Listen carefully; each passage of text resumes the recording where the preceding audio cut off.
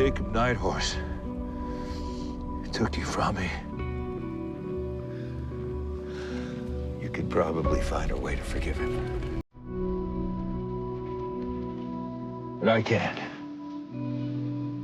What if the man sworn to protect your county was secretly hunting the people responsible for his wife's murder? And what if the truth, buried under years of lies, conspiracy, and blood, turned out to be far more twisted than anyone ever imagined? That's the engine behind Longmire. 6 seasons, 2 networks, and one of the most satisfying character journeys in modern television. Whether you never got around to watching it, or you want the full story refreshed before a rewatch, you're in the right place. We're covering everything. Every major twist, every death, every revelation. Full spoilers included. Let's run.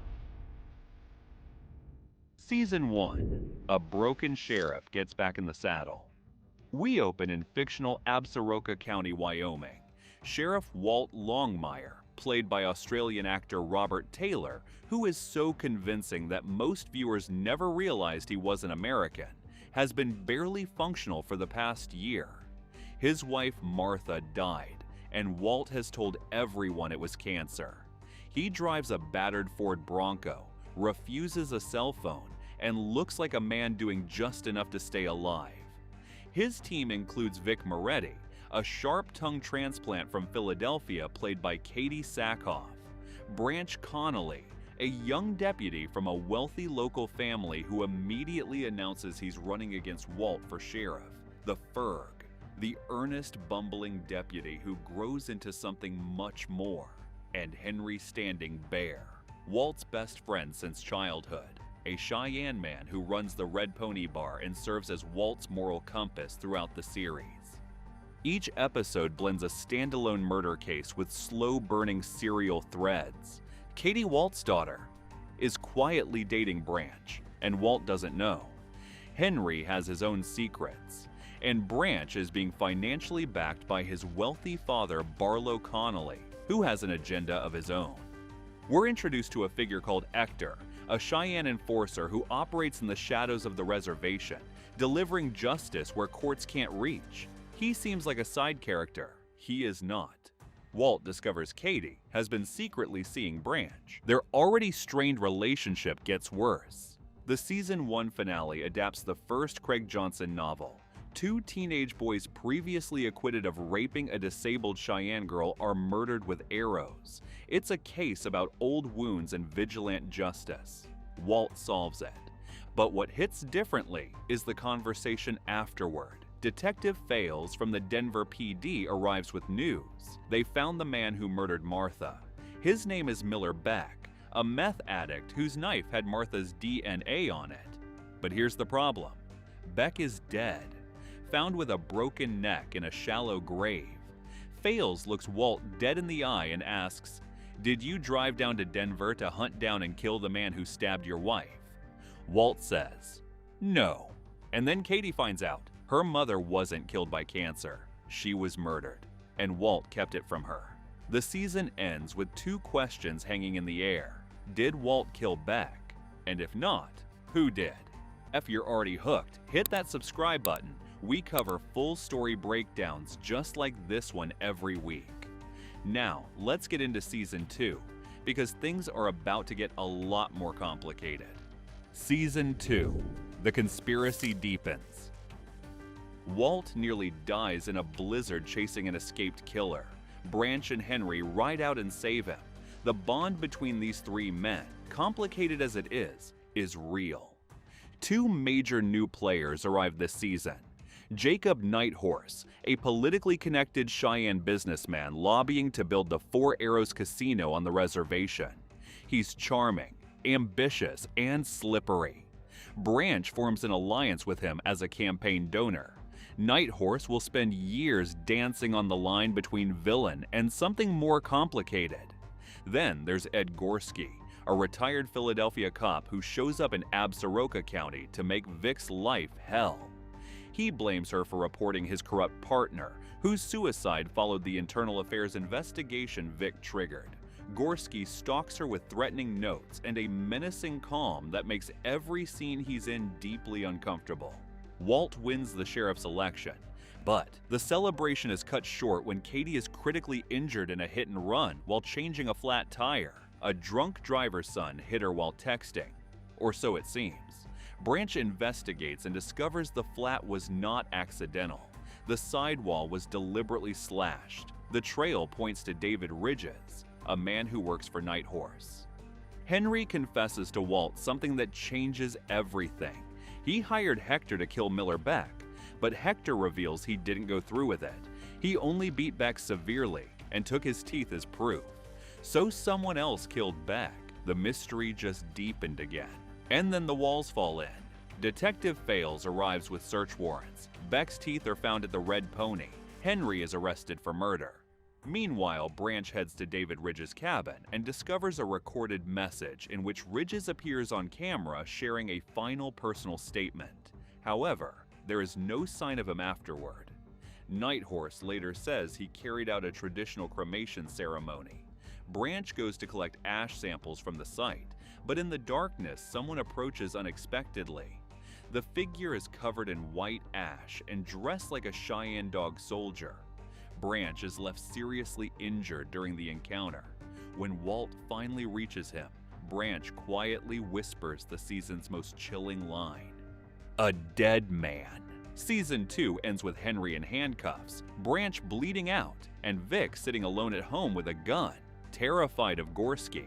Walt has nothing but questions.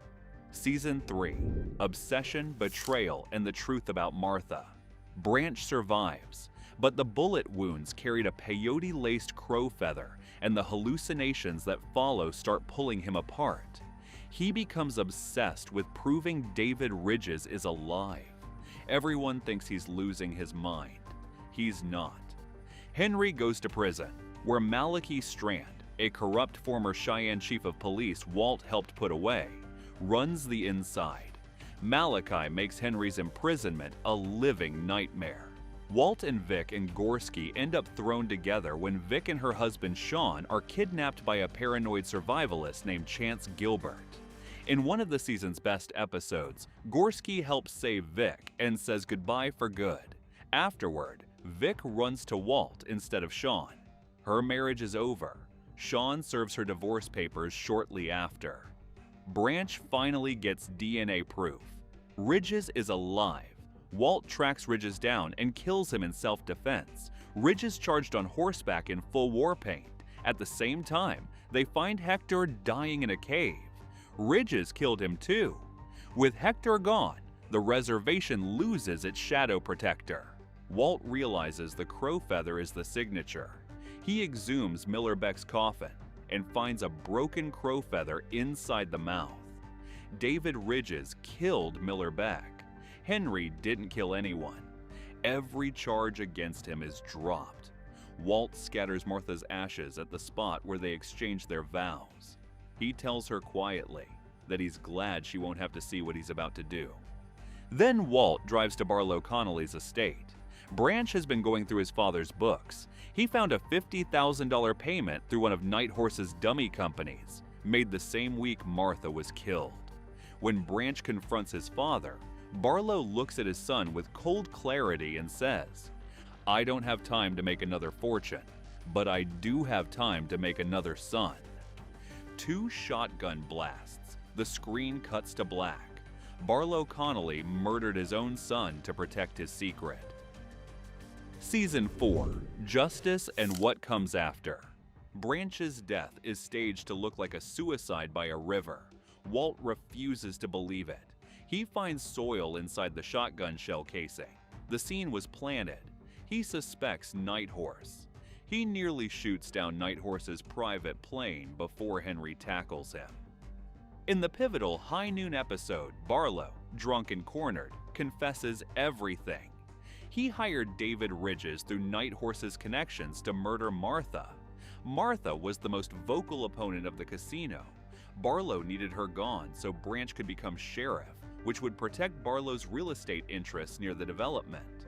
When Branch found the $50,000 payment, Barlow killed him. Walt confronts Barlow. Barlow draws a gun. It's unloaded. Walt shoots him anyway. It's suicide by cop, and Walt knows it. The 3-season central mystery is over. Walt is placed on administrative leave and eventually cleared. He is forced to apologize to Nighthorse, a man he spent years accusing. His apology is characteristically brutal. "I'm sorry that my deeply held belief that you are a dishonorable, untrustworthy person led me to falsely accuse you of killing Branch Connally." It's the most grudging apology in television history. With the Martha case closed, the show pivots. The Four Arrows Casino opens. Malachi runs illegal operations out of it behind Nighthorse's back. Henry, having lost the red pony through Malachi's legal manipulation, takes on the identity of Hector, becoming a reservation vigilante to fill the void. Walt begins dating Dr. Donna Monahan. Katie starts working for Nighthorse's legal aid program on the reservation. New deputy Zach Heflin joins the team. Walt's cabin door is kicked in. An unknown assailant shoots him. Donna is kidnapped. The season ends with Walt on the ground, bleeding, and no answers. Season 5. Walt under siege from every direction. Walt survives. He rescues Donna from her kidnapper, a veteran she treated for PTSD who had become obsessed. But a new and more insidious threat emerges. Lawyer Tucker Baggett, an ally of the late Barlow Connally, files a wrongful death lawsuit against Walt on behalf of Barlow's estate. His real goal isn't justice. He wants to bankrupt Walt, remove him from office, and seize his land for a golf course development next to the casino. The lawsuit crawls through every remaining episode like a slow-acting poison. Malachi Strand expands his operation dramatically, partnering with an Irish mob boss named Shane Muldoon to run heroin through the reservation. Enforcer Eddie Harp handles the dirty work. Henry and Nighthorse eventually kidnap Malachi and force him to sign the red pony back to Henry. Nighthorse scars Malachi's face and banishes him. Malachi promises to return.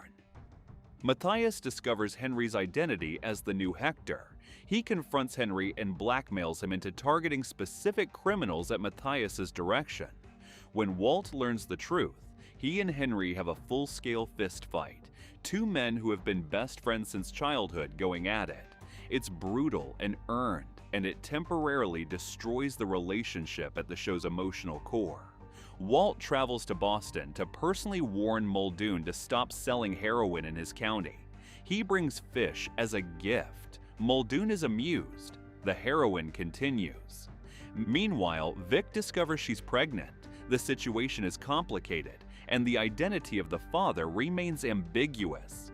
Ferg is held at gunpoint during a prisoner transport. Eddie Harp escapes, leaving Ferg with a trauma he'll carry into season 6. Malachi kidnaps Henry and stakes him to the ground on the Crow Reservation to die. Walt is simultaneously facing the lawsuit, the threat of losing his job, and now this. Everything is falling apart at once. Season 6, the final chapter. Henry is rescued, but the season's most devastating moment comes quickly. Chance Gilbert, the survivalist who kidnapped Vic and Sean back in season 3, escapes custody during a court hearing. He finds Vic and they fight. Vic shoots and kills him, but not before he shoots her. Vic loses the baby. She names her daughter in her mind. She spirals into grief so complete that she nearly doesn't survive it. Her father comes from Philadelphia and begs her to come home. She stays. Tucker Baggett is discovered deceased, prompting Walt to begin an investigation with a heavy sense of concern about what he might uncover. His search leads him to Lucian Connally, his mentor, the former sheriff, and an elderly man who had watched the lawsuit take a heavy toll on someone he considered the finest lawman he had ever known. Peter Weller both directed this episode and appeared in his final scenes as Lucian. It's one of the most quietly devastating hours in the series. The lawsuit goes to trial anyway, and then something no one expected. Jacob Nighthorse takes the stand for the defense. at Katie's request.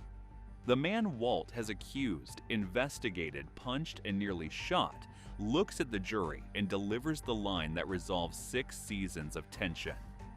Ultimately, I believe Walt Longmire is an honorable man. Case dropped. Eddie Harp turns up alive running heroin through a reservation clinic. In a tense standoff, Harp taunts Ferg, tells him he doesn't have the guts to pull the trigger. Ferg shoots Eddie Harp between the eyes. The bumbling deputy the series started with is gone. This is someone else entirely. Malachi kidnaps both Henry and Nighthorse at the casino, trying to force Nighthorse to sign over control so he can use it as a heroin distribution hub. Henry escapes through sheer will and improvisation. Walt assembles his full team, Vic, Ferg, Zach, and Chief Matthias with the tribal police, for one final operation. Crow medicine woman Marilyn Yarlott guides Walt to Malachi's location at an abandoned sawmill. She is shot and killed by one of Malachi's men, a reminder that justice always costs something. In the final confrontation, Malachi hangs Nighthorse from a chain. Walt has a choice: chase Malachi or save the man he spent years despising. Without hesitating, Walt saves Nighthorse first. He then pursues Malachi. Vic tackles Walt out of the path of Malachi's escaping vehicle. Malachi stabs Walt. Walt shoots Malachi. The series' great villain is dead. How it ended for everyone. Walt and Vic tend to each other's wounds in the aftermath. After years of circling, they finally choose each other. In a moment of raw honesty, Vic tells Walt, "I'll never love you as much as my child, and you'll never love me as much as your wife." Walt agrees, and then says, "It doesn't make what they have any less real." They choose each other anyway, not because it's perfect, but because it's true. Walt visits Katie and tells her something she never expected. He never loved the sheriff job. He only stayed to find the truth about Martha. The right person to carry that badge forward is Katie. He retires. The final image of the Longmire legacy is a campaign sign, Longmire for sheriff, this time with Katie's face on it. Henry Standing Bear takes over running the Four Arrows Casino, steering it in the direction Nighthorse always claimed he wanted it to go. Nighthorse himself faces legal consequences for his financial crimes, but leaves with something resembling honor. Matthias, long the show's most reluctant ally, proved himself completely when it counted. And Walt? He rides off on horseback into the Wyoming mountains, searching for a treasure Lucien told him about before he died. In the series' final small miracle, Walt's phone rings, and he answers it with a smile. The man who refused to carry a cell phone for 6 seasons has finally caught up with the world. He is, at last, at peace. And that's the complete story of Longmire. 6 seasons of grief, justice, and one of TV's most satisfying character arcs. If you enjoyed this breakdown, make sure to like the video and subscribe so you don't miss our next full series recap. Drop a comment below. Did you love the ending, or did it leave you wanting more? I'll see you in the next one.